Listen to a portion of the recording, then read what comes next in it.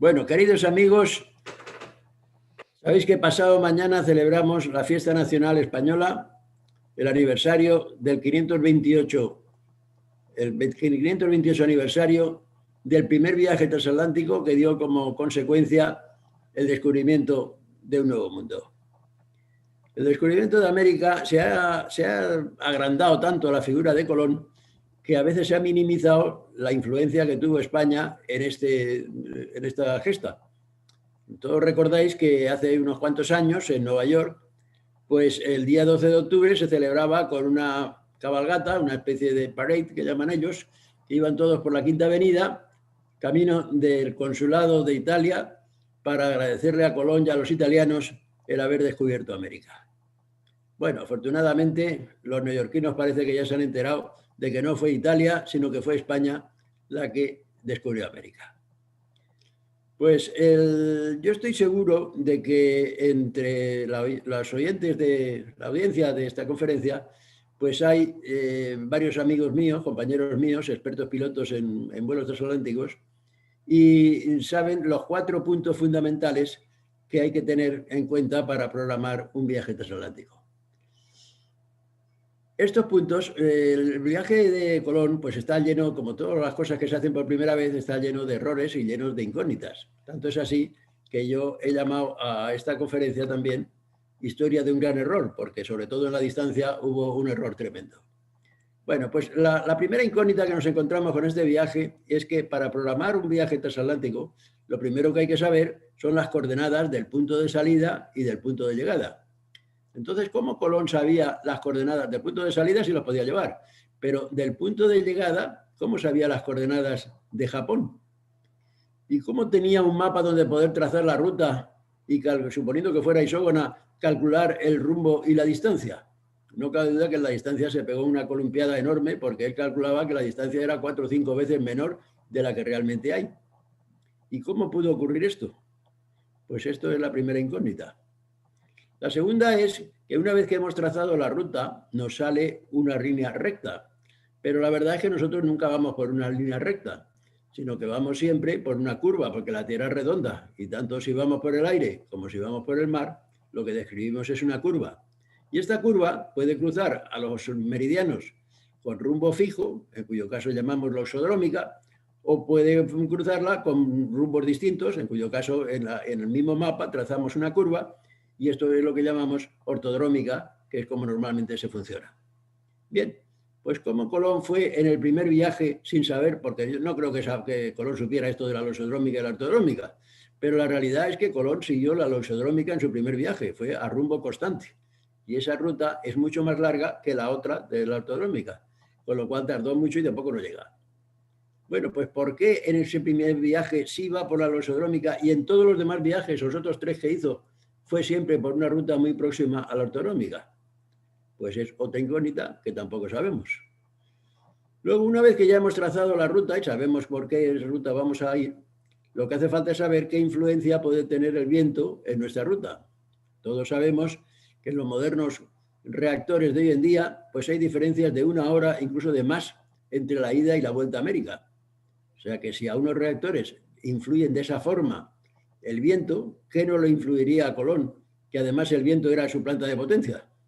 ¿Y cómo Colón sabía el viento que iba a tener en la ruta? Y lo que es más difícil, ¿cómo Colón sabía el viento que iba a tener en la ruta de regreso? Tercera incógnita.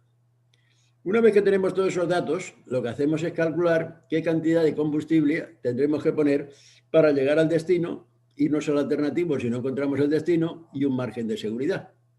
Claro, se me dirá que Colón no necesitaba poner queroseno porque no se había inventado la máquina de combustión interna. Pero Colón necesitaba poner un líquido mucho más importante todavía que el queroseno, que era el agua. El agua era el caballo de batalla de los viajes transatlánticos, porque las provisiones de boca es fácil de estibarlas en un barco. Los sacos de harina, de arroz, de judías, de lentejas, la cecina, los jamones, eso se estiba fácilmente. Pero el agua ocupa mucho volumen y además va en toneles. Y el tonel, por su geometría, pues es difícil de estibar en un barco. Bien, pues esas son las incógnitas que tenemos que saber. Si tenéis la paciencia suficiente para aguantarme un rato, pues es posible que podamos descubrir, que podamos reconocer todas estas incógnitas. Bien, pues de Colón tenemos que decir que no sabemos mucho, no hay mucha información. La única información que hay es la historia de las Indias de Fray Bartolomé de las Casas y la historia de Colón de su hijo, el hijo natural de Colón que tuvo con la que fue su amante toda la vida, la cordobesa Beatriz Enrique de Arana. Bien, pues en las Casas dice Bartolomé que él copió las memorias de Colón. Las memorias de Colón han desaparecido, nadie sabe dónde están. Entonces uno inocentemente puede pensar que si Bartolomé dijo que él copió las historias de Colón, las memorias de Colón, y estas han desaparecido después, pues no sería el propio de las Casas el que haría desaparecer las memorias de Colón de una forma voluntaria para que su libro tuviera más éxito que el de Colón. Bueno, pues eso queda en el aire. Y en el caso de Hernando Colón, pues el amor filial puede más que el rigor histórico. Y entonces hay algunas cosas que se contradicen y otras que no son exactamente igual. Bueno, pues yo para la preparación de esta conferencia me he basado mucho en una información que sí que es fidedigna porque proviene del propio Colón, no a través de segundas o terceras personas, que son unas cartas que escribía Colón a los reyes católicos cuando descubría una isla o descubría un evento importante, pues él le escribió una carta enseguida a los reyes contándoselo, a una sabienda que la carta no iba a llegar, claro. Pero cuando llegaba a un puerto, pues entonces le mandaba todas las cartas y entonces esas cartas se han publicado y yo creo que son una fuente de información muy fidedigna. En una de estas cartas, pues Colón dice que él no se sabe, que su padre no quería que se supiera su origen.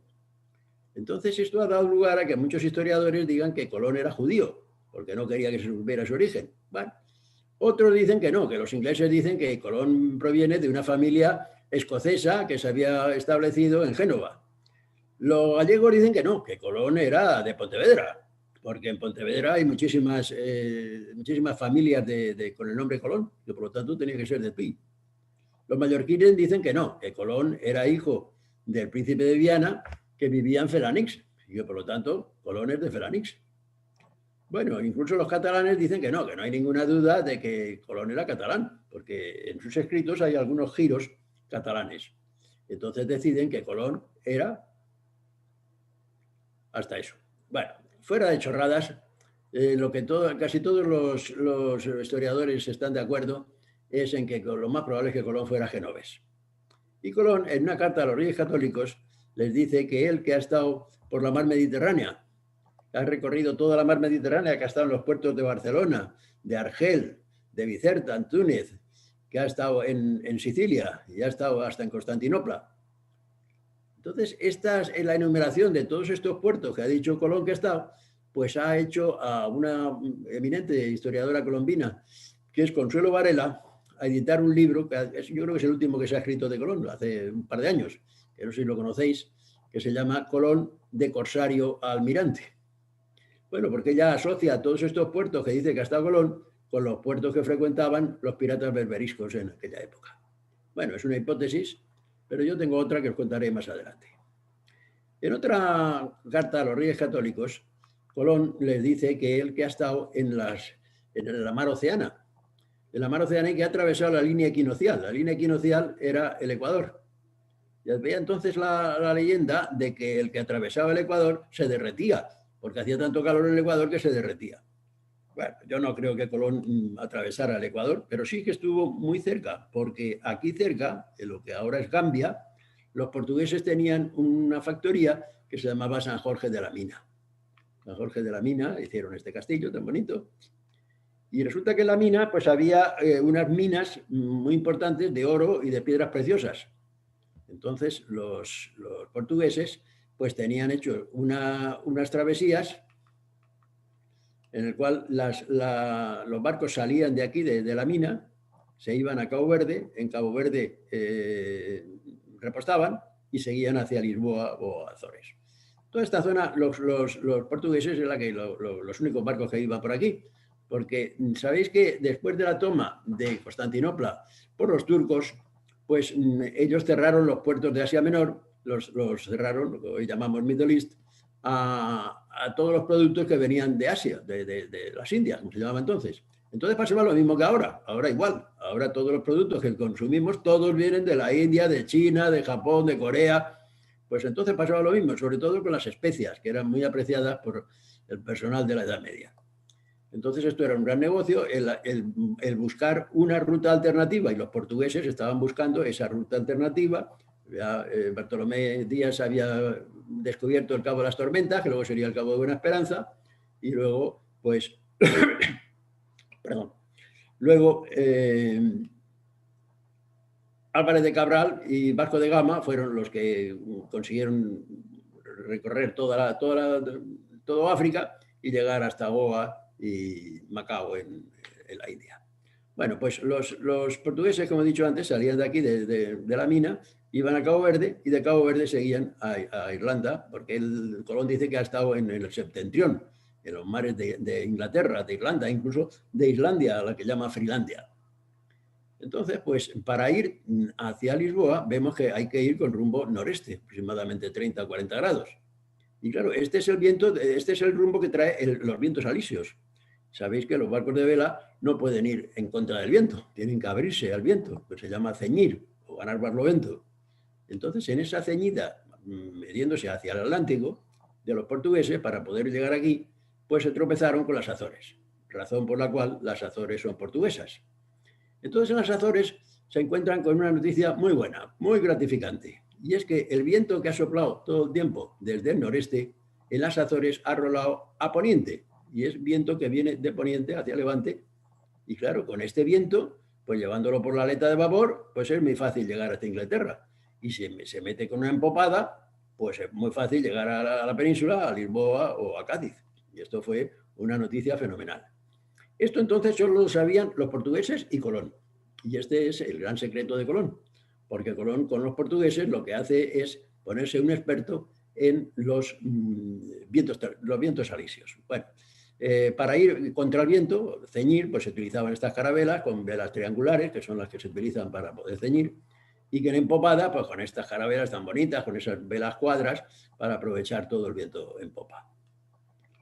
Bueno, pues lo que Colón aprende con los portugueses es el régimen de los vientos alisios. Los vientos alisios vienen de España hacia Canarias, luego siguen hasta Cabo Verde, giran a Levante y se adentran en el Atlántico con ese rumbo. Pero luego resulta que por el paralelo 37 a 38 norte, pues es al revés, son los contralisios que vienen del oeste hacia el este y que pasan por Azores. Y este era el gran secreto de Colón, porque se podía ir por aquí hacia las Indias y volver por el paralelo 37 norte hacia aquí. Bueno, pues eso es el gran secreto de Colón. Dice Hernando que una vez, yendo hacia Lisboa, pues aquí en el Cabo San Vicente, una escuadra francesa les atacó y hundió el barco en el que iba Colón. Entonces resulta que Colón y su hermano Bartolomé pues ganaron la costa a nado. Entonces la compañía que les tenía contratados dice que les dio un chiringuito, una especie de tienda en el puerto de Lisboa para que vendieran artículos náuticos y pudieran vivir. La compañía que les tenía contratado. O sea que había una compañía que contrataba a los marineros, para meterlos en esos barcos. Y yo pienso, si no sería la misma compañía la que los contrataba también en el Mediterráneo para que los marinos genoveses y florentinos pues llevaran todas las mercancías desde Asia Menor a los pueblos de Europa. Es otra hipótesis como pueda ser la de Consuelo Varela. Bueno, pues aquí en Lisboa nos da a Colón una de las sorpresas mayores de la vida de Colón. Probablemente la sorpresa mayor que yo le he visto.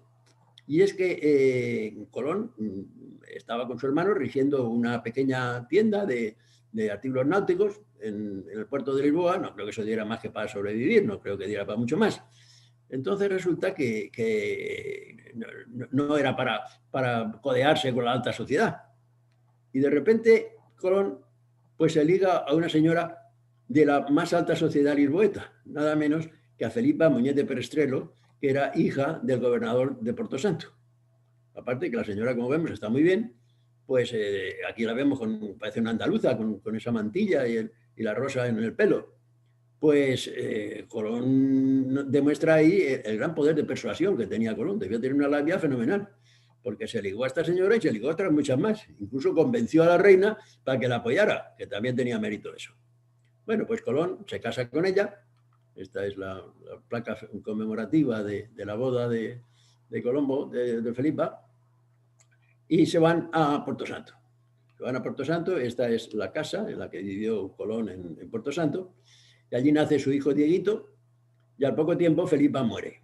Muere, entonces Colón se queda solo allí con su hijo Diego, tiene mucho tiempo para meditar, y entonces él empieza a pensar de que podría tener una flota de varios barcos, entonces siguiendo los vientos alisios podría llegar hasta las Indias y abrir una nueva ruta para las especias.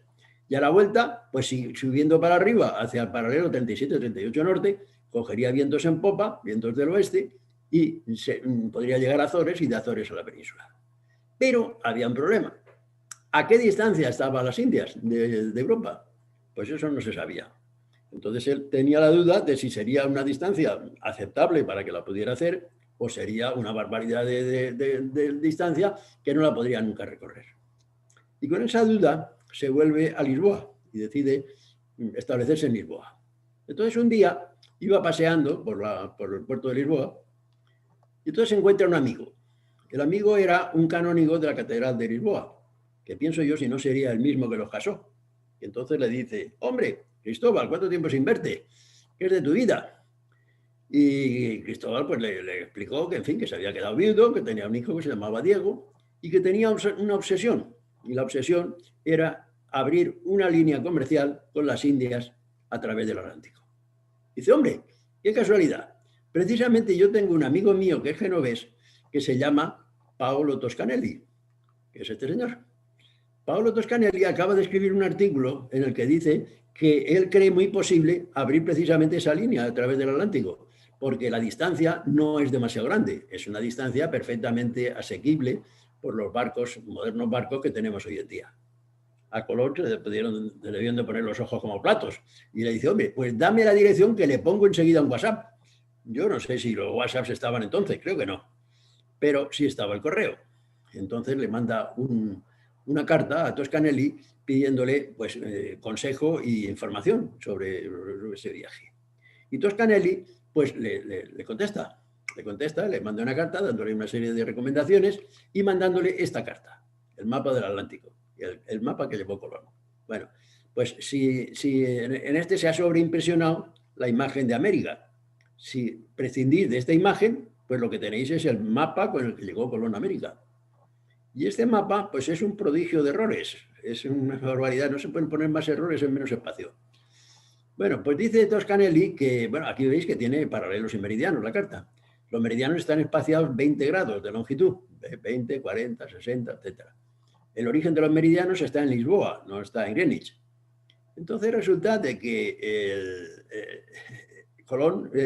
Toscanelli le dice a Colón, bueno, el problema de este mapa es que Toscanelli lo que ha hecho ha sido fusilar el mapa de Ptolomeo. Ptolomeo escribió una geografía, un compendio de mapas, y entonces uno que hizo fue el del Atlántico.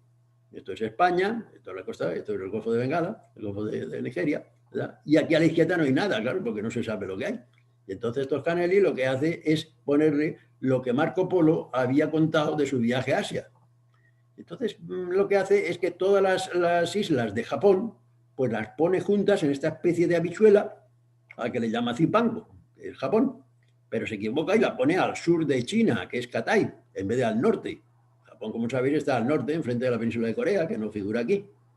Y luego, encima de Zipango, pues le pone todas estas islas, que se supone que son las islas, las Kuriles. Y debajo les pone todas estas, que se supone que son las islas de Indonesia y las Filipinas. Entonces, Toscanelli le dice a Colón que él salga de Canarias, que ponga rumbo 270 y que encontrará la isla de Antilia. La isla de Antilia. Yo he ido muchísimas veces por aquí porque esto coincide casi exactamente con la ruta a Miami y jamás en la vida he visto la isla de esta de Antilia. Supongo que mis compañeros tampoco.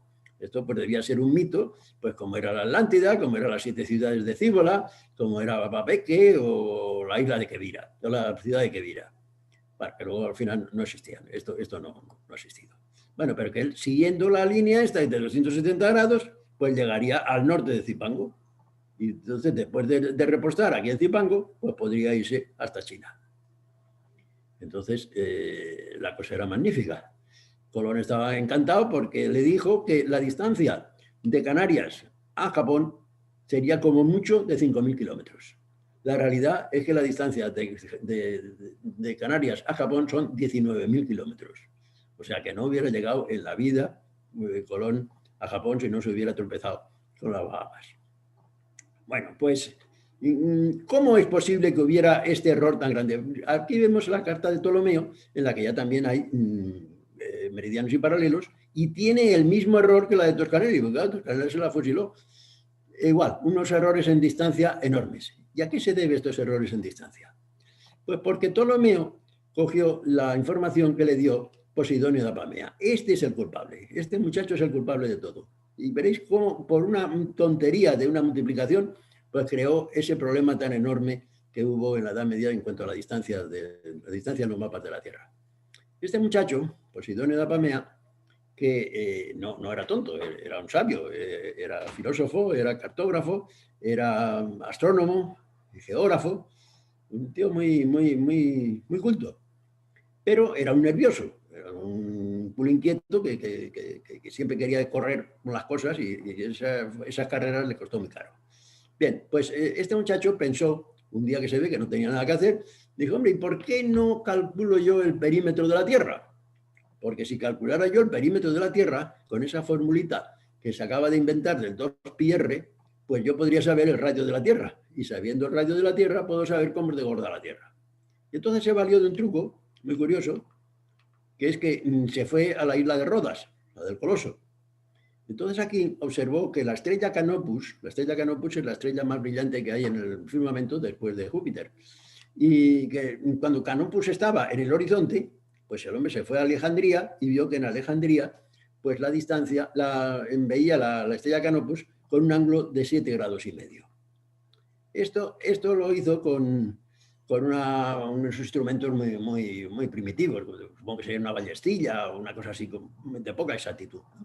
Entonces dice, bueno, pues cuando Rodas está en el horizonte, en Alejandría tiene 7,5 grados. Bueno, pues con una sencilla regla de 3, si yo divido 360 entre 7,5, me da 48, es el arco entre Rodas y Alejandría. Pues si multiplico, bueno, y dice, ¿y a qué distancia estará Rodas de Alejandría? Dice, hombre, pues yo creo que más o menos, así a ojo de buen cubero, pues unos 5.000 estadios. El estadio era la unidad de longitud de los griegos, era lo que medía el estadio de Olimpia, que en cristiano equivale a unos 160 metros. Entonces dice, bueno, pues si yo divido 360 entre 75, me da 48, multiplicado por 5.000, 240.000 estadios. Multiplicado por un estadio, que son 160 metros, nos da 38.400 kilómetros.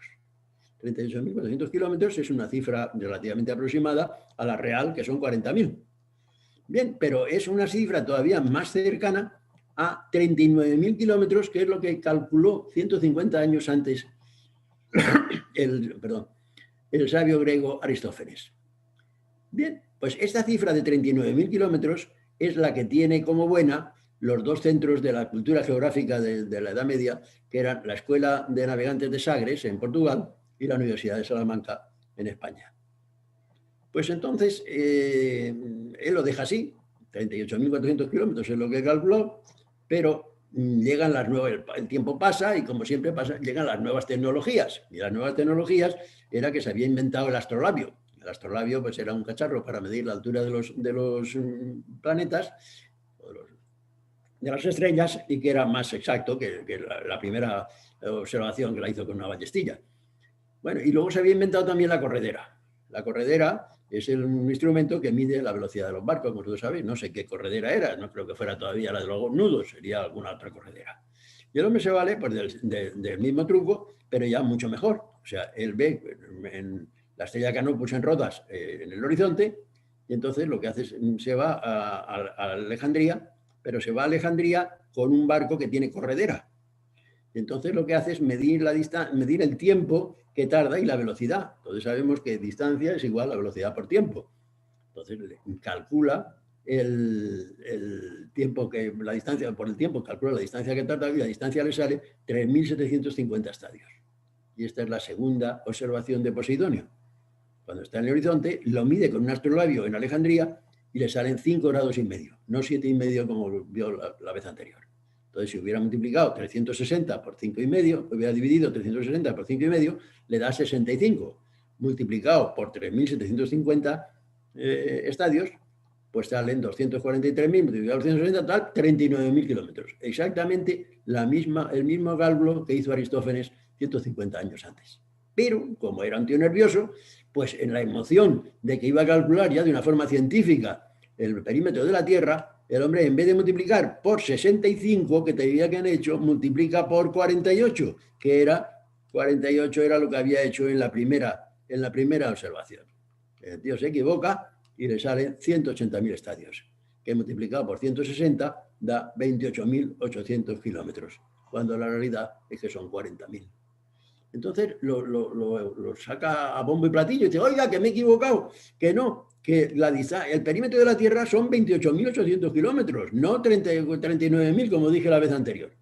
Y en ese momento es cuando Posidonio está haciendo su obra de geografía y dice, hombre, pues sí, perdón, Ptolomeo.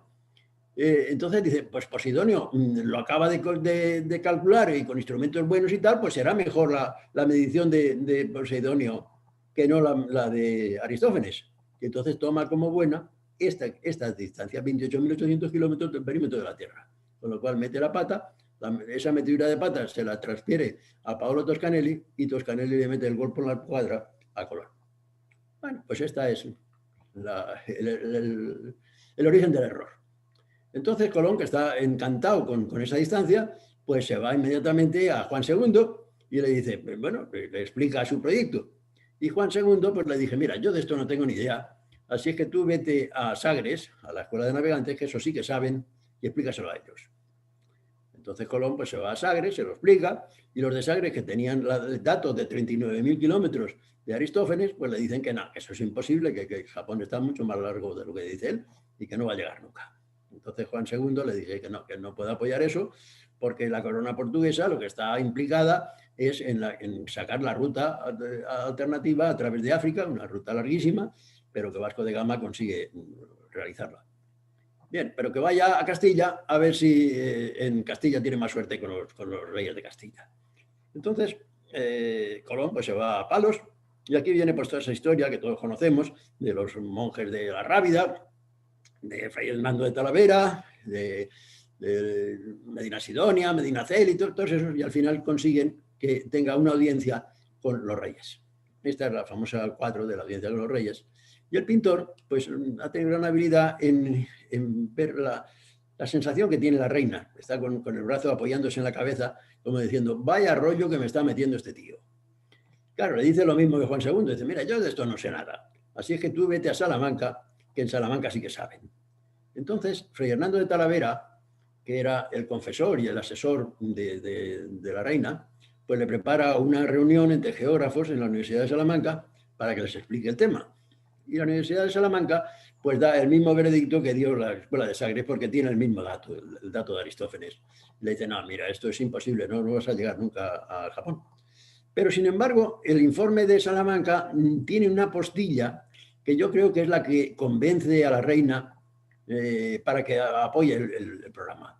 Y es que dice, no se descarta, pese a que se cree que, no se va, que el viaje no es posible, pero no se descarta que en el viaje encuentre o descubra varias ínsulas que podrían ser incorporadas a la corona de Castilla y evangelizadas en la religión católica.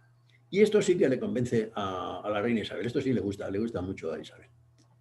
Entonces Isabel le dice que, bueno, que en este momento no puede, que no se niega a que alguna vez la pueda apoyar, pero que en este momento era imposible porque estaban dedicados a la toma de Granada, a la guerra de Granada, y que todos los recursos de la corona están en la guerra de Granada y que no puede ayudarle en nada, pero que se quede en la corte para que cuando acabe la guerra de Granada, pues entonces volverán a hablar. Quedarse en la corte quiere decir que la corte le pagaba un sueldo para que pudiera vivir. Entonces Colón pues se va a Córdoba, la corte estaba en Córdoba porque se estaba planificando la toma de Sevilla, y en Córdoba pues el muchacho este se liga a esta chiquita, a Beatriz Enrique de Arana, una chiquita joven, muy mona, y se van a vivir juntos. Eso de vivir juntos parece ser que ya estaba de moda allí en la Edad Media, ¿no? Sin casarse. No lo hemos inventado aquí. Bueno, pues entonces, claro, lo que pasa es que lo normal, pues que tienen un hijo. Y el hijo es Hernando Colón, que sería el biógrafo de su padre. Entonces, yo creo que Beatriz Enrique de Arana, pues fue el gran amor de Colón. Estuvo pendiente de ella toda la vida, pero no le hizo ningún caso. La verdad es que le hizo muy poco caso. Porque con esto de los descubrimientos, pues estaba siempre en América. Cuando volvía, de entrada, Beatriz se quedó con sus hijos, mientras él se iba a América.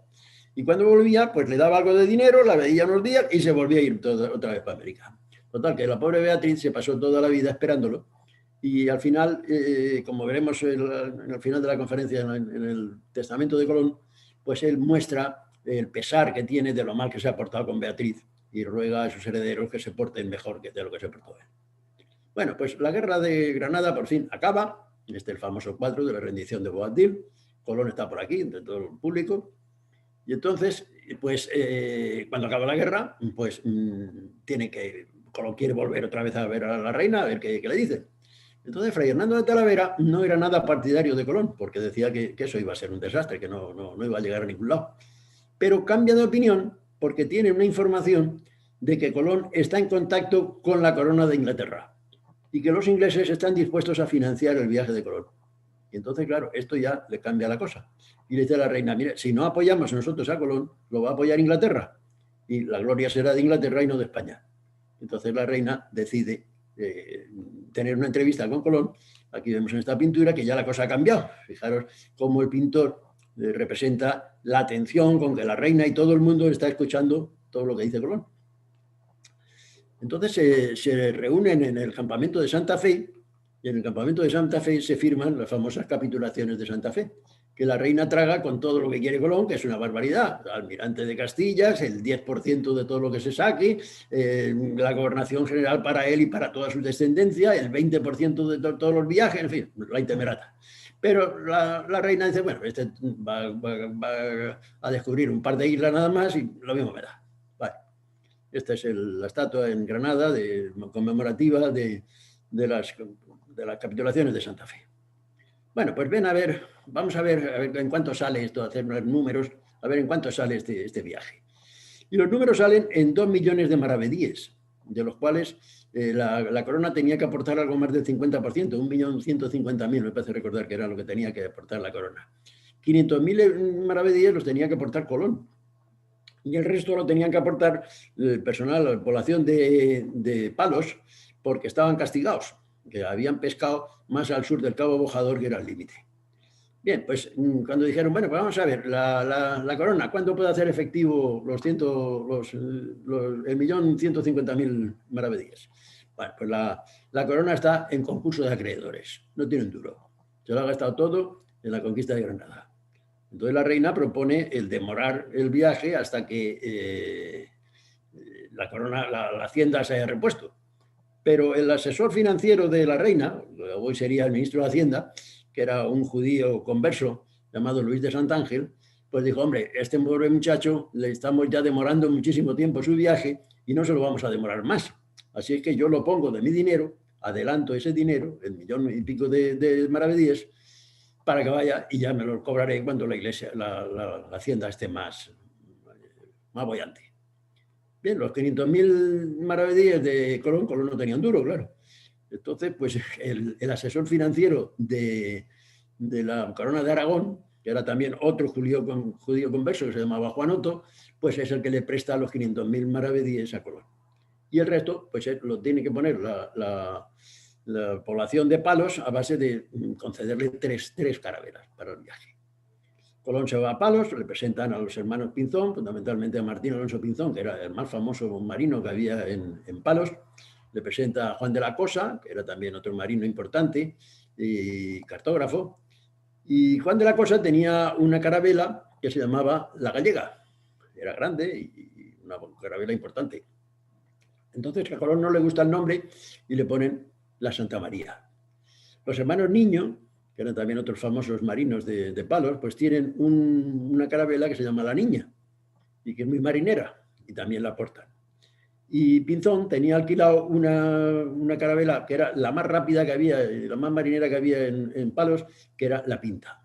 Entonces, con estas 3 carabelas y 90 soldados, 90 marineros que contratan por Palos y los alrededores, pues se forma la flota del descubrimiento.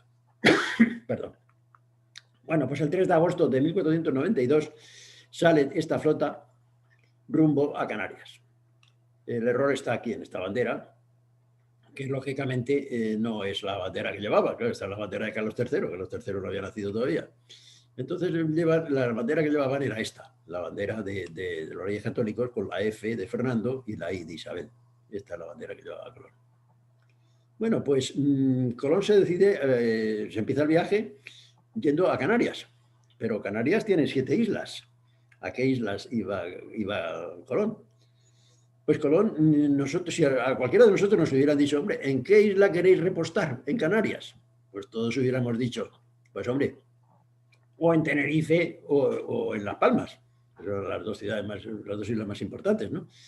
Tenerife no, porque ahí estaba todavía Fernando de Lugo, estaba peleando con los guanches que no eran partidarios. Pero Canarias, Las Palmas era ya una ciudad totalmente española, con todos los recursos de cualquier ciudad española. Pues Colón, en vez de ir a Canarias, decide que en vez de ir a Las Palmas, decide que lo bueno es ir a La Gomera. La Gomera es una isla semidesértica que todo el mundo se echa cruces de por qué fue a La Gomera. Bueno, pues vamos a ver. Vosotros recordaréis una emisión que dio, una serie que publicó Televisión Española hace ya unos cuantos años, ¿verdad? Que se llamaba la serie Isabel. Era realmente la historia de los Reyes Católicos, aquí lo vemos a los actores que... Y fue una serie magnífica, muy bien dirigida, con un rigor histórico extraordinario, con unos actores magníficos y un atrezo fenomenal. Entonces, en esa serie hay una escena, que no sé si la recordáis, que es esta, es Beatriz, se llamaba Beatriz de Bobadilla, la íntima amiga de la reina, se llamaba Beatriz de Bobadilla, y le presenta a la reina a su sobrina Beatriz. En la serie el guionista le pone Beatriz de Osorio para que no hubieran 2 personajes con el mismo nombre, pero realmente se llamaban igual. Esta se llamaba Beatriz de Bobadilla y Osorio. Bueno, esta chiquita, como ves, la actriz que la representa, pues es también muy mona y tenía 18 años y la reina pues acepta que entre en la corte. Entrar en la corte era como entrar en la administración ahora, que se tiene ya un sueldo fijo para toda la vida.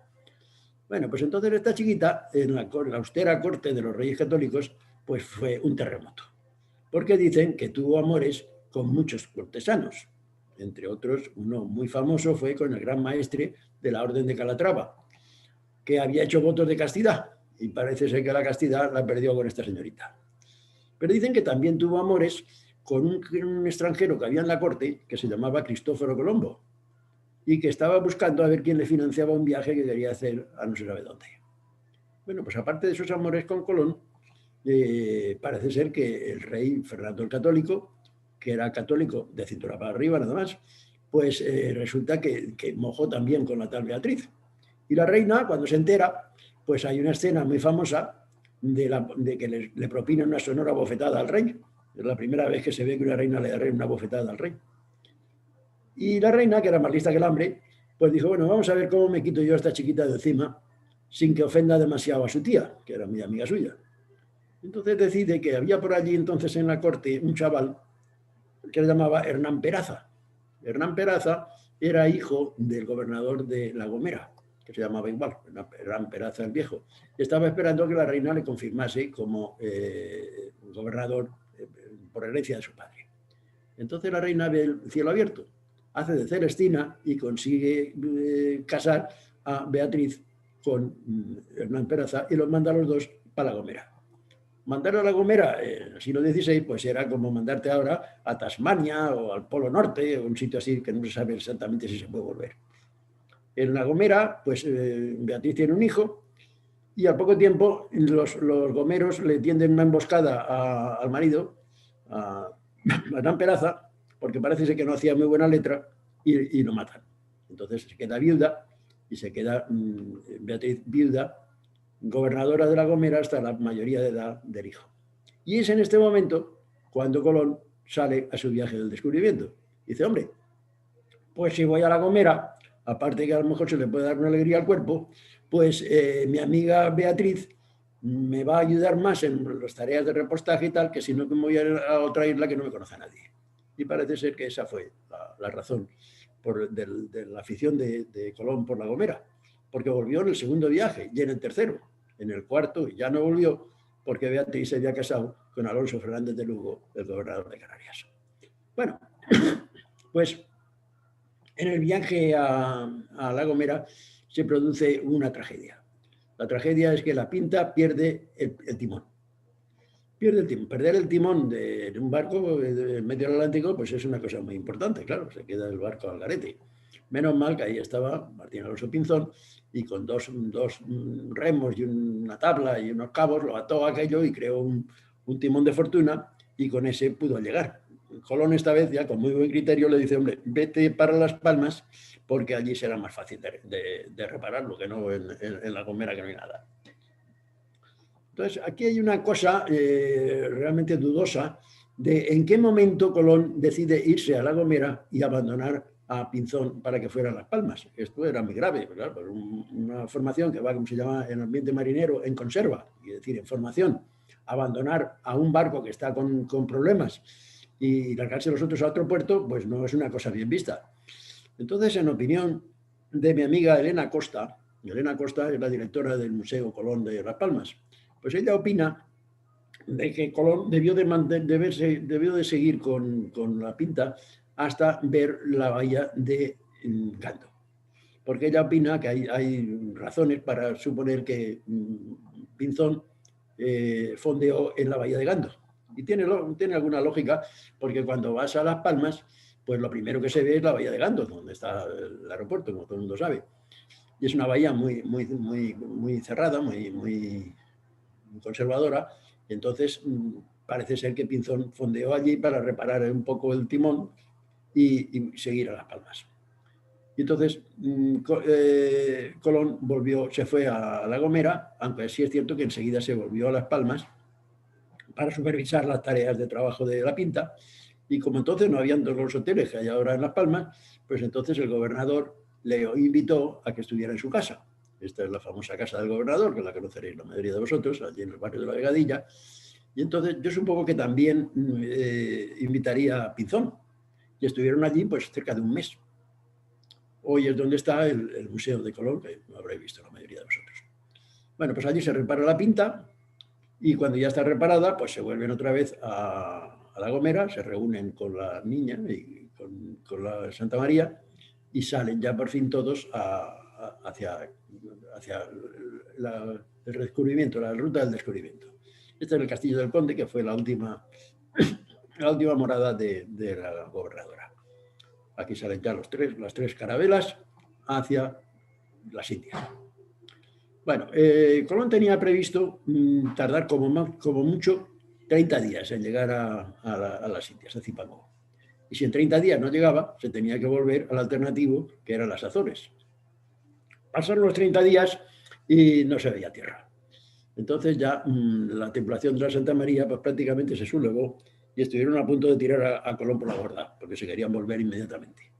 Menos mal de que Pinzón tuvo que transbordar a la Santa María, calmar a la gente y le dio un plazo de 3 días a Colón para que, si en 3 días no se había descubierto tierra, se tenían que volver. Afortunadamente, al final del segundo día, pues Rodrigo de Triana, que iba en la cofa de la Pinta, que era siempre la más rápida, pues dio el grito de tierra a la vista.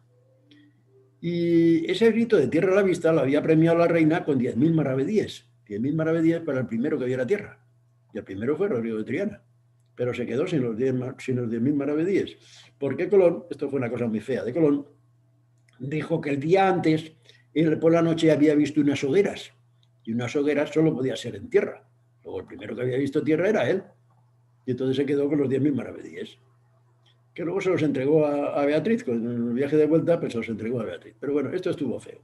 El pobre de Rodrigo de Triana se quedó con la fama, pero no con los 10.000 maravedíes. Bueno, pues al día siguiente, bueno, aquí nos encontramos también con una cosa una sorpresa muy rara. Porque Colón sabía que tenía que seguir los vientos alisios para esperar a que fueran de levante y volver.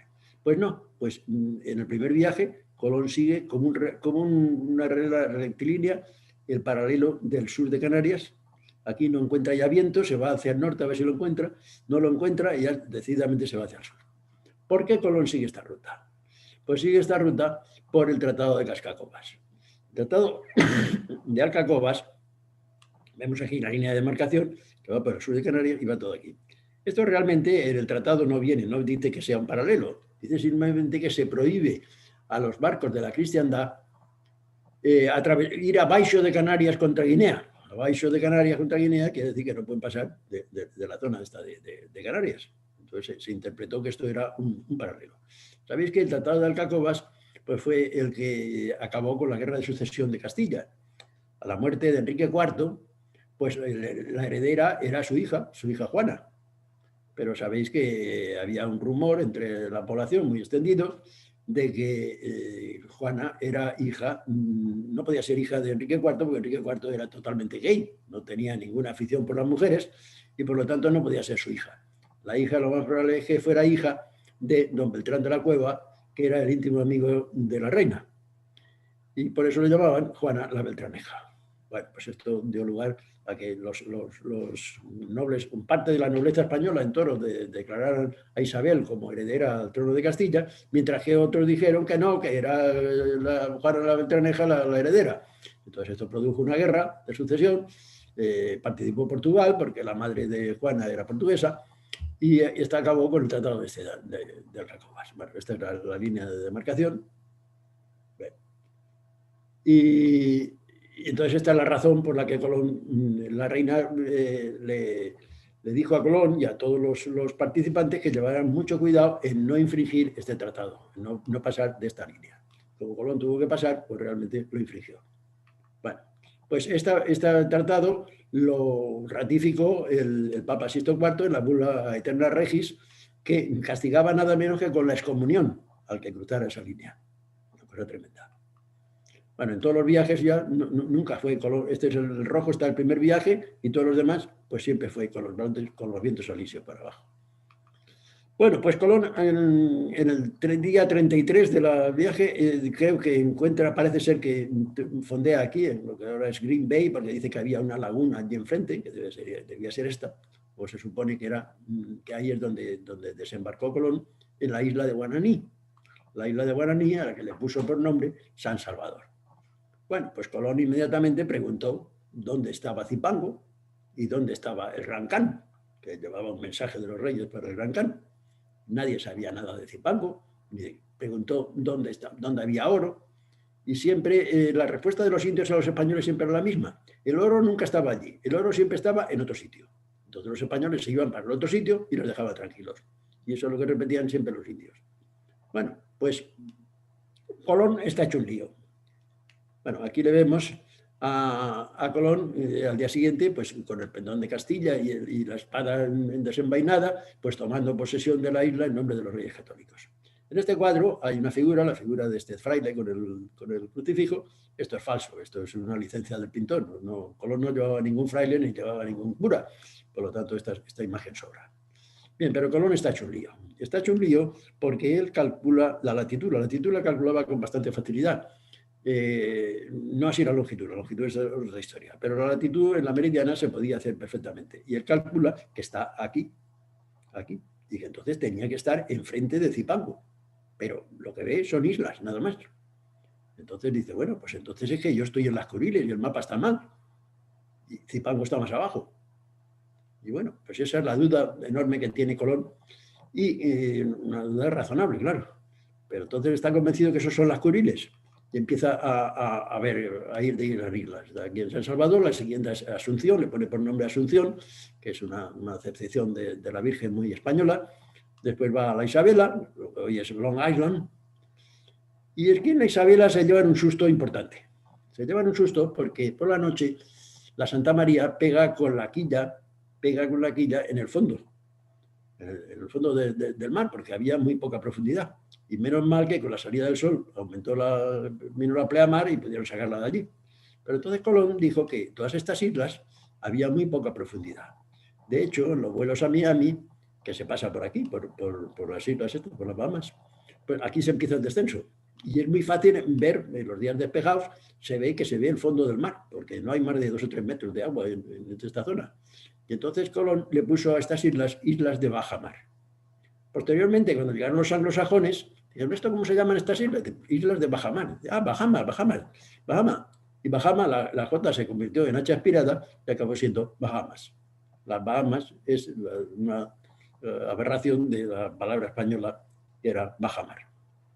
Bueno, pues sigue aquí a esta isla, es la Fernandina, y aquí le dicen que más al sur hay una tierra muy grande que se llama Cubanacán, y que allí sí que hay mucho oro. Entonces Colón decide irse hacia Cubanacán, al que le pone por nombre Juana, en honor del príncipe heredero, que era Juan, que murió muy joven. Y aquí en Banes, muy cerca de Holguín, pues es donde toma tierra, en esta placa conmemorativa que hay aquí, que dice llegada de don Cristóbal Colón a este lugar que le denominó Cabo de Santa Cruz. Bueno, pues esta es la placa que han erigido los cubanos en honor al sitio donde se supone que llegó Colón.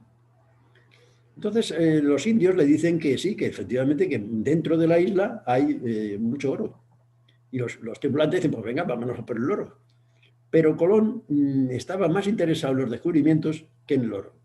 Aunque debía mucho y tenía que, indudablemente, que llevar oro, pero lo fundamental para él eran los descubrimientos. Y dice que no, que el oro ya habrá tiempo después, pero que de momento lo que hay que hacer es explorar la isla. Aquí tenemos una imagen de todo lo que fue la trayectoria de Colón y se ve lo nervioso que estaba y lo indeciso que estaba Colón. Colón llega aquí a San Salvador, de todas estas islas, se va aquí, y entonces empieza a explorar hacia Occidente, empieza a explorar la costa, se mete aquí en el río Mares, que llama, porque dice que le recordaba mucho al Guadalquivir, pero cuando ve que el río se estrecha, pues no, sigue para allí otra vez, y cuando llega aquí a Cayo Cruz, pues piensa que se está yendo demasiado al occidente, que es lo que tiene que ir es hacia el oriente. Entonces se da la vuelta. Aquí parece que se va otra vez hacia San Salvador. No sé si es que se le había olvidado el móvil o algo así, no sé. El caso es que aquí se arrepiente y se vuelve otra vez. Entonces parece ser que se va aquí hacia Babeque. Y Martín Alonso Pinzón ya se hincha de las indecisiones de Colón, lo manda a tomar por viento y entonces abandona la formación y se va él solo a explorar la isla de Babeque, qué pasa aquí, Cayos Turcos y tal, y se acaba encontrando al cabo del tiempo otra vez con Colón aquí. Bueno, pues Colón sigue por aquí, se va hacia Guayacanes, bordea este cabo para ver si es una isla o es tierra firme, que es una isla. Y entonces le dicen que más hacia el oriente hay otra isla muy grande que se llama Quisqueya o Haití. Entonces él recuerda de que Marco Polo decía que en Japón habían 2 islas muy importantes, separadas por un estrecho. Dice, hombre, pues esta isla es muy importante y si encima hay otra aquí también muy importante y este es el estrecho, luego esto es Japón, está clarísimo. Entonces se sale de aquí, atraviesa este estrecho, debía ser un día de mucho viento porque le llama Paso de los Vientos y se sigue llamando Paso de los Vientos. Y llega aquí a San Nicolás, a una bahía que hay aquí, en la isla de Haití, de Casqueya, bueno, Haití, a que le llama La Española.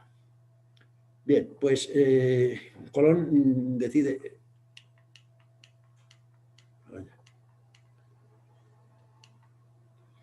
Colón toma posesión de la isla en nombre de los Reyes Católicos, como era tradicional, y le pone por nombre La Española.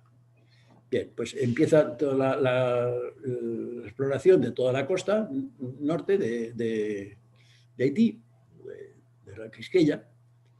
Aquí hace varias veces viajes a la isla de la Tortuga, porque aquí parece que habían perlas, y hace un gran acopio de perlas, y sigue la travesía hasta que llega aquí. Esta es la que le llamamos Bahía de Santo Tomé, que hoy es la Bahía del Cut, pero la Bahía de Santo Tomé se queda aquí impresionado y le manda una carta a los reyes diciéndole que está en un sitio donde cabrían todos los barcos de la cristiandad y holgarían, porque realmente es espectacular esta bahía. Se le suben los indios, él les invita a que suban a la Santa María, les da por lo de siempre, los cristalitos esos de colores, los cascabeles, esas cosas que le gustaban tanto a los indios, esas chorradas. Entonces, Colón, esta zona pertenecía al cacicazgo de Cibao, que tenía un cacique, un gran cacique, que se llamaba Huacanacarí. Entonces Colón les pregunta, oiga, ¿esto es Zipango? Y entonces los indios, pues con el afán de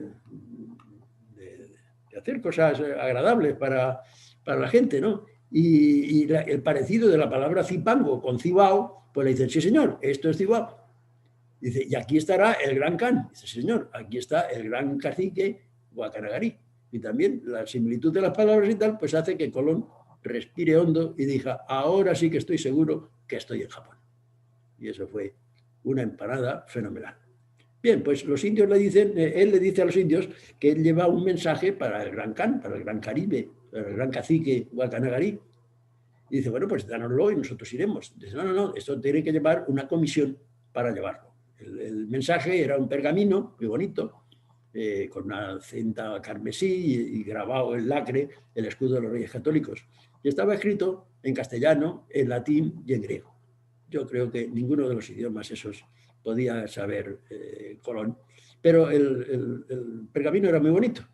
Y entonces nombra a una comisión, Colón, bajo el mando del capitán Diego de Arana, y está allí el siguiente, que era Escobedo, y Luis de Torres. Y entonces estos tres se van con los indios y dicen los indios que allí no se puede ir, por tierra no se puede ir donde está Guacanagarí, porque esto yo he estado bastante por allí, bueno, algunas veces, varias veces, en cruceros que he hecho por allí, y efectivamente esto pues, es como se ve aquí, o sea que es todo selva y la selva llega hasta el mar, o sea que no hay posibilidad de coger ninguna senda por aquí, ¿no?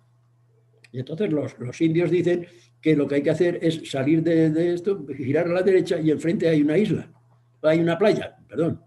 Esta playa, yo he estado por allí, desde luego la única playa que hay es la Abadí, no hay otra. Bueno, pues en la Abadí dicen que hay una senda que se llega aquí a Cabo Haitiano, que es donde estaba Guacanagarí. Entonces se van todos allí y a los 2 días vuelven y dicen, mire, los ha atendido Guacanagarí fenomenal y Guacanagarí quiere entrevistarse con Colón. Y que ha quedado que dentro de 2 días estará aquí en la Abadí a esperarle. Entonces Colón pues se va de aquí, había la Santa María llevaba detrás una yola, una barquita pequeña de vela que se utilizaba para trayectos cortos. Entonces pues, supongo que con esta barquita es con lo que llegó Colón aquí a la Abadí. Entonces aquí, esta es la foto del satélite, se ve la bahía de Santo Tomé aquí y la Abadí aquí. Bueno, pues aquí se entrevista con Guacanagarí. Guacanagarí le regala una vasija llena de pepitas de oro, como es su regalo a los Reyes Católicos. Entonces Colón le dice que si él acepta ser súbdito de Castilla, pues quedará bajo la protección de Castilla. Que los soldados de Castilla pues le ayudarán a defenderse de cualquier enemigo que pueda tener. ¿Y qué enemigo tenía Guacanagarí? Pues era nada más que los caribes. Los caribes era una tribu que estaba por allí, que está el gran cacique era Caonabo y su mujer Anacanoa, y que les llevaba de culo porque de vez en cuando llegaba, les arrasaban las cosechas, se llevaban las mujeres y les hacían la Pascua. Entonces Colón le dice que no se preocupe, que él al año que viene volverá y volverá con soldados de Castilla y que le defenderán de Caonabo y de cualquier otro mal que pudiera tener. Entonces, pues, este era Guacanagarí. También estos ojos así achinados, yo creo que también le convence a Colón de que realmente está en Japón. Bueno, pues Guacanagarí hoy en día es un resort de la compañía Royal Caribbean y antiguamente era una preciosidad, porque los barcos, los cruceros, fondeaban aquí. Entonces, con unos lanchones, los pasajeros iban aquí a la playa esta de la Abadí y entraban, y aquí había una zona, pues todo agreste, como la que entró Colón. Y era pues como si hubiera llegado Colón. Allí no había nada más que una pérgola que ponían allí, y los cocineros del barco venían con salchichas y con pollos y no sé qué, hacían una barbacoa, y aquello estaba muy agradable, muy agradable. Te podías bañar, luego había unas hamacas ahí para tomar el sol, te tomabas la salchicha, lo que quisieras, y cuando te cansabas te volvías otra vez a la civilización del barco. Bueno, eso hoy en día ha cambiado. Y hoy en día han hecho ahí un parque temático, han hecho edificaciones, lo han fastidiado. Está todo lleno de tirolinas, de lanchas neumáticas y lo han fastidiado y no tiene ya ninguna gracia. Bueno, Pues la Nochebuena de 1492, pues había un viento favorable y entonces salieron de allí, aprovecharon el viento para salir de la bahía y seguir la costa de Haití. Entonces aquí, pues por aquí me imagino que pasó la Nochebuena, cenaron la cena de Nochebuena, debieron de abrir algún tonelete de buen vino y se pusieron todos muy contentos. Dice Colón que le entró un sueño tan grande después de cenar que no tuvo más remedio que irse a su camarote a dormir. Y parece ser que lo mismo pasó a Juan de la Cosa, que era el piloto. Y Juan de la Cosa se lo dio de dar el timón pues a un marinero. El marinero se debió de dormir también, se lo dio a un grumete. Total, que a las 3 de la mañana oyeron un golpe enorme y es que la Santa María había encallado aquí en la costa esta. Salieron todos a cubierta a ver si podían con unas anclas tratar de sacar a la Santa María de allí, pero no hubo forma. Vino la bajamar y entonces al no tener el apoyo del agua, pues la Santa María volcó, se rompió todo el andanaje este de babor, total que quedó hecho un Cristo. Colón avisó, que mandaron aviso a Guacanagarí para que viniera y vinieron, pues, vinieron todos los indios, como se ve aquí. Dice que los indios lloraban de ver el desastre que había aquí. Y aquí se le presenta pues un problema muy gordo a Colón, de los más gordos que tuvo en el viaje. Y es qué hacer con la tripulación de la Santa María. Porque la niña que está aquí, pues era la más pequeña de las 3 carabelas. Solo llevaban 23 tripulantes y podrían caber como mucho 30, pero no más.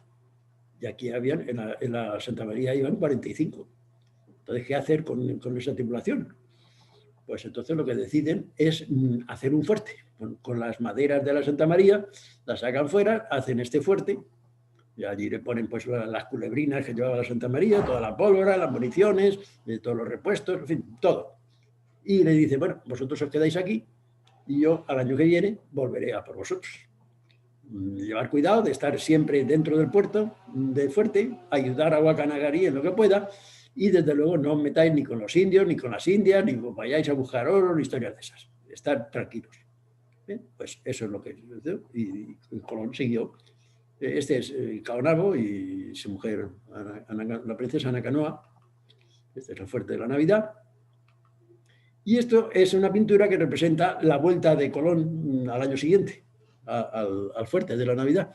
Esto también está mal, porque este que parece ser que es Colón, Colón nunca volvió aquí. Colón se quedó en la Isabela, que fue la primera ciudad que creó en América, Colón, que está antes de llegar al fuerte de la Navidad.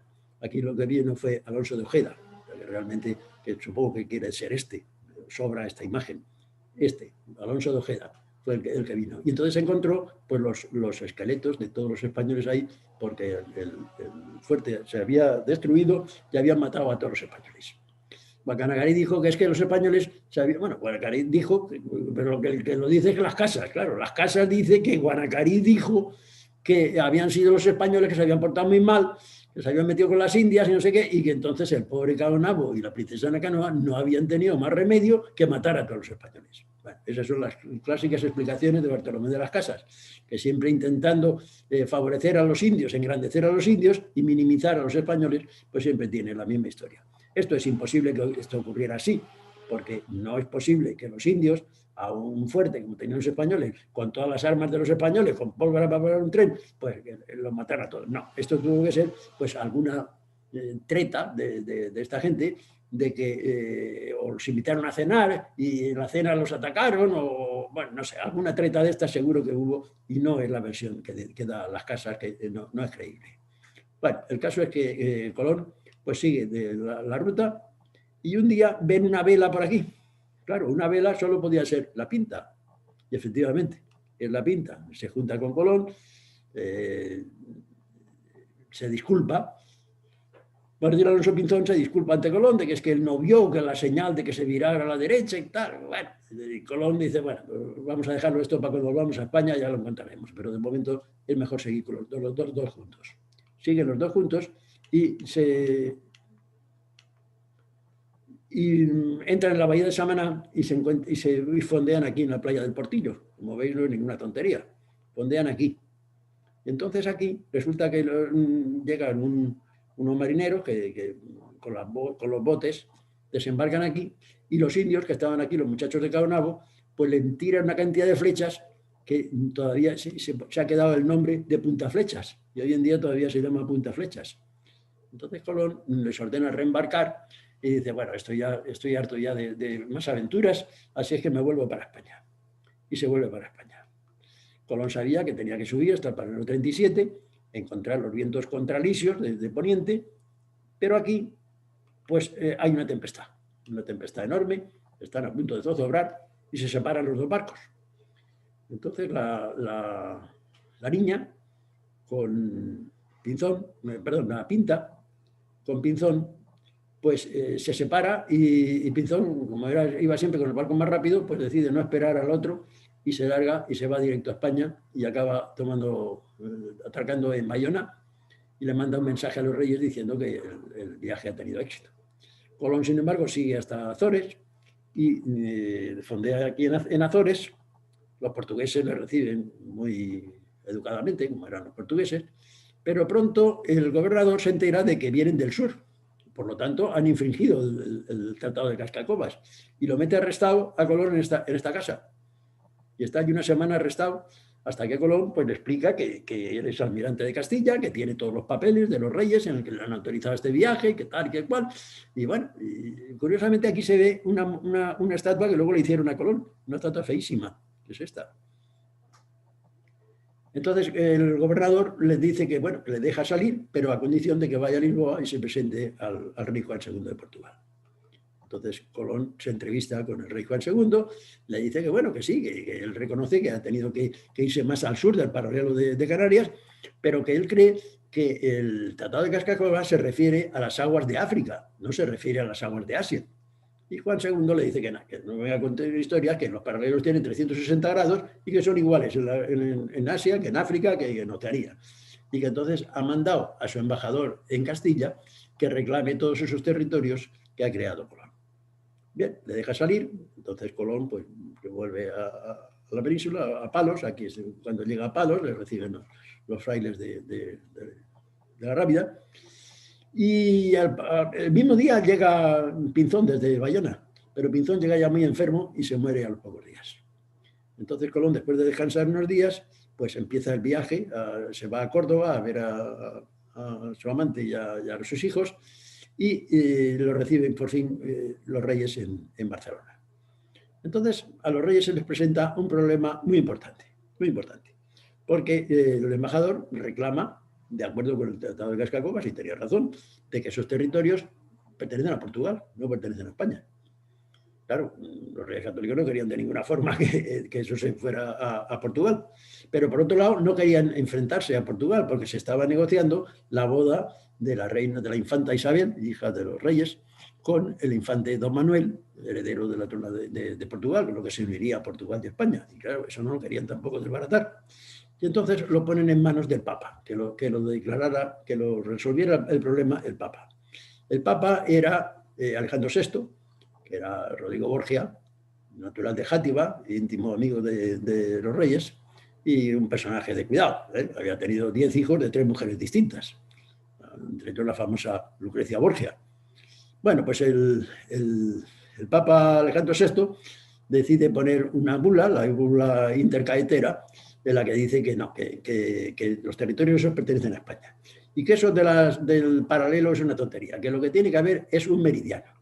La línea de demarcación que divida el Atlántico, una zona para Portugal y otra zona para España, tiene que ser un meridiano y no un paralelo. Y que entonces el meridiano ese debe estar a 120 leguas de Cabo Verde y de Azores. Primera barbaridad, porque Canarias y Azores, Cabo Verde y Azores no están en el mismo meridiano, sino que hay 4 grados de longitud de diferencia. Lo cual no se sabía por fin dónde iba a ser. Y aparte, esa línea no dividía el Atlántico en 2 partes iguales, ni mucho menos, era muy favorable a España. Los portugueses pues juran en caldeo, claro. Y entonces España, que no quiere cabrearse con Portugal, pues organiza lo que fue el Tratado de Tordesillas. Creó las bulas alejandrinas, que es lo que describe la nueva línea de demarcación, y entonces el Tratado de Tordesillas se gestiona en Toledo. Se reúnen 2 comisiones, española y portuguesa, para ver cómo se divide el Atlántico en 2 partes iguales. y realmente tuvieron una vista fenomenal. Yo no me explico cómo lo pudieron hacer tan bien, porque cuando no se sabía qué había al otro lado del Atlántico, pues consiguieron dividir el Atlántico en una línea muy parecida a la que es ahora, el paralelo 50, el meridiano 50 oeste. El meridiano 50 este es donde se pasa del FIR de Santa María, que es un FIR europeo, al FIR de Nueva York, que es un FIR americano. Y todavía se utiliza casi ese tratado de Tordesillas para dividir el Atlántico en dos partes iguales. Bien, pues esto es cómo se gestiona en Toledo el tratado de Tordesillas, las dos comisiones, y aquí es donde se firma, en Tordesillas. Bien, pues aquí vemos la línea del tratado de Tordesillas y la línea anterior de Sisto, y este es el antiguo del paralelo de Canarias. Como vemos aquí, pues en la línea de demarcación pasa, esto es Sao Paulo, y aquí está Recife. Luego a Portugal solo le pertenecía esta zona de Brasil, la zona oriental de Brasil, nada más.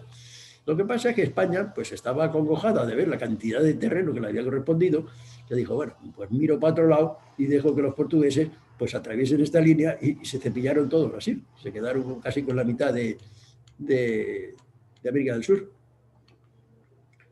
Bueno, eso se devolvió el favor en el contrameridiano, porque el contrameridiano pues pasaba también por aquí. Entonces, cuando llegaron a las Filipinas, España tomó, pues, empezó a ir a las Filipinas, pues no se sabía si las Filipinas, o por lo menos todo el archipiélago, pertenecía a España o pertenecía a Portugal. Entonces Portugal también miró para otro lado y dejó que las Filipinas se los quedaran a España. Bien, pues en el segundo viaje, Colón descubre las Pequeñas Antillas, descubre la isla de San Juan de Puerto Rico y Jamaica. En el tercer viaje se va hacia el sur, hacia Cabo Verde, y está aquí en la zona de la Guayana. Y aquí sí que es la primera vez que Colón duda de la cosa, porque dice que aquí está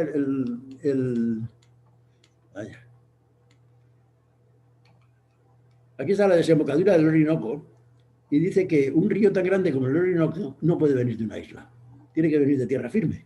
A ver si es que esto no es Japón, y es una tierra nueva, pero no quiere ni pensarlo. Y tanto es así que no llegó ni a bajar a tierra, porque entonces hubiera pisado tierra por primera vez de americana. Y no, mandó a unos marineros y se volvió y nada, se volvió con la duda. En el cuarto viaje, pues ya se va por toda la zona esta de Centroamérica y estuvo a punto de quitarle la gloria a Balboa de descubrir el Océano Pacífico, porque le dijeron que por tierra en 5 o 6 días podía llegar al océano, al mar del Sur, que se llamaba esto, ¿no? Pero Colón dijo que lo que tenía que ir es en barco, no andando. Y entonces pues se volvió y no llegó a descubrir el mar del Sur. Bueno, pues ya aquí llega, en el cuarto viaje llega ya muy enfermo Colón, muy cabreado, porque los reyes le dicen que no podía ser un descubridor y además gobernador de las islas. Eso era imposible, y entonces nombran un gobernador, a Francisco Villanueva, lo nombran aquí gobernador de la Española, y se lo quitan a él, y le quitan a la descendencia también. Entonces, muy cabreado, pues él acaba muriéndose en Valladolid. Bien, pues entonces resulta que Colón viajó casi más de muerto que de vivo, porque de entrada lo entierran en la...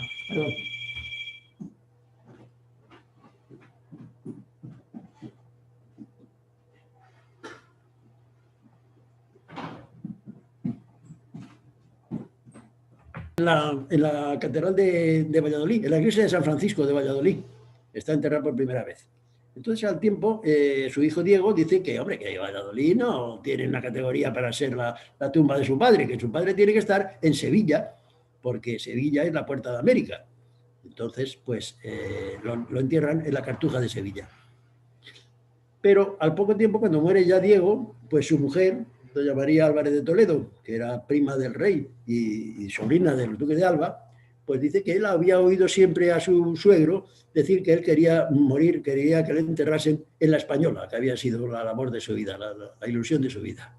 Entonces decide coger el cuerpo de Diego y de Cristóbal, de su suegro, y mandarlos a la catedral de Santo Domingo.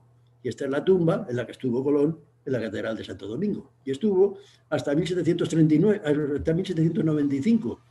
Con el Tratado de Basilea, pues resulta que España cedió la parte que tenía en la española, la parte española de la isla, la otra era francesa, de Haití, pues se lo cedió todo a Francia, a cambio de que nos devolvieran unas ciudades de Cataluña que nos habían quitado. Bueno, entonces resulta que dijeron, hombre, ¿cómo va a estar Colón en un territorio francés? De ninguna manera. Pues se lleva a La Habana. Y esta es la tumba en la Catedral de La Habana que tuvo Colón hasta 1898, en el que con el desastre de Cuba, Cuba se le cede a los Estados Unidos y dicen, hombre, ¿cómo va a estar Colón en un territorio americano? Pues no, entonces mandaron allí al crucero Conde de Benedito, cogieron la tumba de Colón, la urna de Colón, y se lo llevaron a este monumento tan bonito que hay en la Catedral de Sevilla, con los 4 lavarderos llevando la tumba, representando a los 4 reinos de España, de Castilla, León, Aragón y Navarra. Bien, pues la cosa no queda ahí. Resulta que esta es la Catedral de Sevilla, en 1945, el Leónidas Trujillo, que era el dictador de la República Dominicana, pues haciendo una excavación en la iglesia de la Catedral de Santo Domingo, descubren que había un féretro que ponía Cristóbal Colón, almirante de España. Pues hombre, este es Colón. Esto es que se han equivocado y se han llevado a un nieto de Colón que se llamaba también Cristóbal Colón. Entonces Cristóbal Colón lo que está es en Santo Domingo. Entonces se organizó el follón y Leónidas Trujillo decidió construir este monumento mastodóntico que es el Faro de Colón, para albergar los restos de Colón. Entonces habían 2 tumbas, la de Colón en Santo Domingo y la de Sevilla, en la Catedral de Sevilla. Entonces en 1980 se abrió la urna de Colón y entonces hubo un estudio de ADN y se descubrió que efectivamente que los huesos que habían allí eran los huesos de Colón sin ninguna duda. Pero había nada más que 2 o 3 huesos, el resto del cuerpo no estaba. Entonces le mandaron el ADN a Santo Domingo para que ellos abrieran también la tumba de allí y se comprobara si realmente estaba allí el resto del cuerpo. Pero los dominicanos dijeron que de ninguna manera, no fuera a ser que no fuera Colón encima de lo que se habían gastado en el monumento este, y no lo abrieron. Total, que hoy tenemos la misma duda. No sabemos si parte del cuerpo está en Santo Domingo, en el Faro de Colón, y la otra parte está en la Catedral de Sevilla. Bueno, pues este es la tumba en el Faro de Colón. Tiene una guardia de honor permanente. Esta es la urna. Y bien, y nos queda nada más ya para terminar, pues quiero hablaros del testamento de Colón. Sabéis que el gran amor de la vida de Colón fue sin duda Beatriz Enríquez de Arana, pero él reconoce en el testamento de que se portó muy mal. Y dice, digo, mando a don Diego, mi hijo, o a quien heredase, que a Beatriz Enríquez de Arana, madre de mi hijo Hernando, le provea que pueda vivir honestamente como persona a quien yo estoy en tanto cargo, y esto se haga por mi descargo de la conciencia, porque esto pesa mucho para mi ánimo.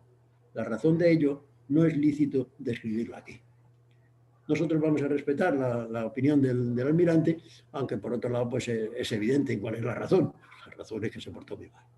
Bien, pues Cristóbal Colón fue un hombre que dedicó toda su vida a tratar de conseguir una ruta que pudiera ir a las Indias y trajese las mercancías de las Indias a Europa. Y en eso fracasó, porque no se llegó a hacer.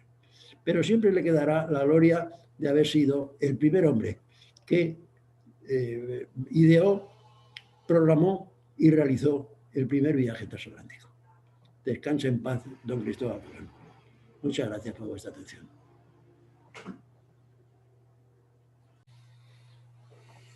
Bueno, ya finalmente creo que me escucháis ya. Sí, ahora te escuchamos. Bien.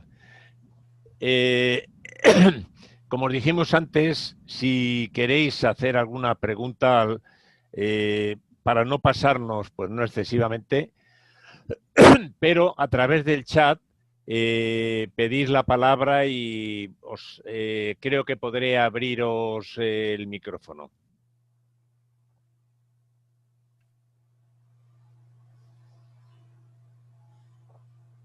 Parece, en principio, no parece que haya muchas preguntas. Nos has dado tanta información que nos ha saturado. Solamente una pregunta te haría yo. Alonso de Ojeda, creo recordar, ¿fue en el primer viaje ya con él o fue en el segundo? No, Alonso Ojeda fue en el segundo viaje. Cuando llegó Colón, en el segundo viaje logró establecer el primer pueblo, la primera ciudad española de América, que fue la Isabela. Y entonces Alonso de Ojeda lo mandó a que fuera al Fuerte de la Navidad a recoger a la gente que había allí. Y fue el que descubrió que los había matado a todos. Y dice Las Casas siempre quiere denigrar a los españoles y ser muy amante de los indios. Y cuenta muchas historias que no son ciertas. Esto la versión que he dado es que le preguntaron a Guacanagarí que cuál era el motivo porque habían matado a tanta gente y dijo que, bueno, que es que los españoles se habían portado muy mal, que le habían robado el oro a los indios, que se habían robado a las mujeres, y que habían violado a las mujeres y que, claro, se habían portado tan mal que el pobre Caonabo y la princesa Nakanoa pues no tuvieron más remedio que matar a todos. Bueno, esta es una versión que no se puede sustentar, porque era imposible que los indios pudieran vencer a los españoles, que tenían ahí un armamento fenomenal. Entonces, Alonso de Ojeda es el que le devuelve. Yo creo que esto fue una trampa que les hicieron, una emboscada. O bien les invitaron a cenar y los mataron a todos, o al revés, los indios los invitaron y allí le hicieron una emboscada. Pero desde luego fue una emboscada seguro, con toda seguridad. Bueno, pues entonces Alonso de Ojeda lo que hace es que le devuelve esa emboscada, se la devuelve a Caonabo, porque le dice que el rey le ha mandado unas pulseras que quiere imponérselas él, y en vez de ponerle las pulseras lo que le mete es unas esposas, y lo mete en el caballo y se lo lleva a la española, a Isabela, donde estaba Colón, y se lo entrega a Colón. Y Colón dice que como Caonabo era rey, pues que él no lo puede juzgar, que lo tiene que juzgar un rey, y decide llevárselo a Castilla para que lo juzgue a los reyes católicos. Entonces lo mete en un barco y ese barco pues fue el que se hundió y ahí se acabó Caonabo. Y esa fue lo de Alonso de Ojeda. No sé si tenéis algunas preguntas, os insisto, si queréis hacer alguna pregunta, a través del chat pedid la voz, por favor. Herminio. Sí, dime. Vamos a ver, de las 4 preguntas que has dejado, una de ellas era el agua, de los 4 problemas. Sí. Yo no te he oído qué solución dieron al problema del agua. Bueno, pues esa solución realmente no lo sabemos, pero Colón sí admite que él tenía agua suficiente para llegar a Zipango y volver a su alternativo, que era las Azores. Se supone que tuvo agua suficiente, pero claro, el problema es que no hubiera llegado a Zipango, se le hubiera acabado el agua mucho antes de llegar a Zipango. Y realmente el dato ese no lo conocemos. Hay que considerar la vuelta, que también la vuelta necesitaron agua. Por eso es que la ha puntualizado muy bien, pero bueno, pues nada, gracias, Nada.